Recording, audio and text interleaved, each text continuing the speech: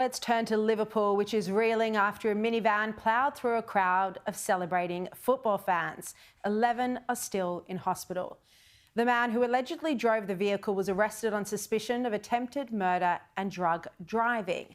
Now, to discuss this, Spiked Online's chief political reporter, Brendan O'Neill, joins me now. Brendan, good to see you again. So what do we know now about the man driving the vehicle and why he did something so shocking?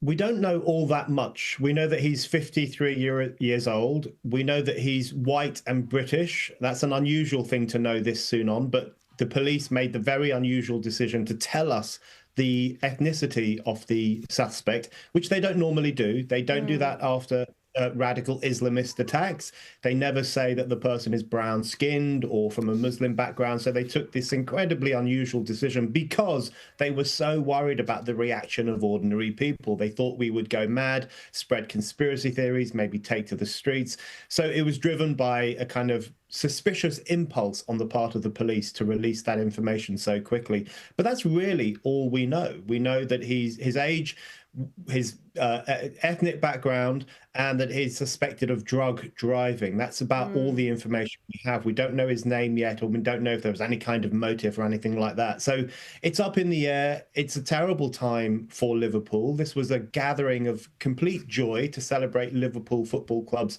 winning of the Premier League trophy. So for this to happen is horrendous. It's an obscene assault on working class Liverpudlians who are celebrating their team, and it really has shocked the whole nation. Yeah, it's just been terrible and actually shocked the whole world. And it's something that could happen anywhere in the world, you know, a celebrating crowd, unsuspecting, and then a van tramples through. Now, Brendan, as usual, you've written a brilliant piece on the response to Israel's new initiative to feed the people of Gaza without looting from Hamas and without involvement of the United Nations. And you write that you would think the activist class would be pleased at this news. Alas, you would be wrong. They hate this initiative. Why? Because Israel is behind it. And in their twisted minds, so addled by Israelophobia, everything it does is evil. I mean, like you say in the piece, this should be a positive development that's welcomed, more aid getting in. You know, we have seen Israel derangement syndrome on full display over the past 24 hours because Israel is doing something extraordinary, something almost unheard of, which is that it is at war with a neo-fascist militia in Gaza, i.e. Hamas. But at the same time now, it is bringing in tons and tons of food and other essentials to try and assist the civilians of Gaza. That is an extraordinary thing for any nation to do. And yet the anti-Israel set across the Western world are attacking Israel for bringing this aid in. They're attacking it for circumventing the UN. They say that Israel is militarizing aid. They say the way it's doing aid is wrong. This is just staggering. When Israel enforced a siege on Gaza over the past few months, it was accused of pushing people towards famine, which, by the way, is not true. Now that it's feeding the people of Gaza, it's accused of militarizing aid and making the situation worse. Israel can't do right for doing wrong. Everything it does in the eyes of these people is a crime. I think it really demonstrates how psychotic Israelophobia has become, where it's just driven by this pure hatred for the Jewish state.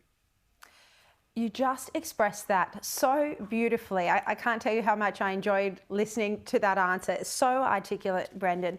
We're also seeing so much misinformation. This lie that 14,000 babies were starving in the next 48 hours, were about to die, it was completely false. The UN had to withdraw it. And then we see attacks like in Washington, D.C. last week when two young Israelis, one of them not Jewish, by the way, were killed. You know, how much do you think this misinformation leads to the sort of extreme anti-Israel sentiment that ends in a terror attack like that? Oh, there is definitely a relationship between those two things. And if you look at the lie that the UN spread about 14,000 babies dying in 48 hours in Gaza, completely untrue. It was like a modern day blood libel.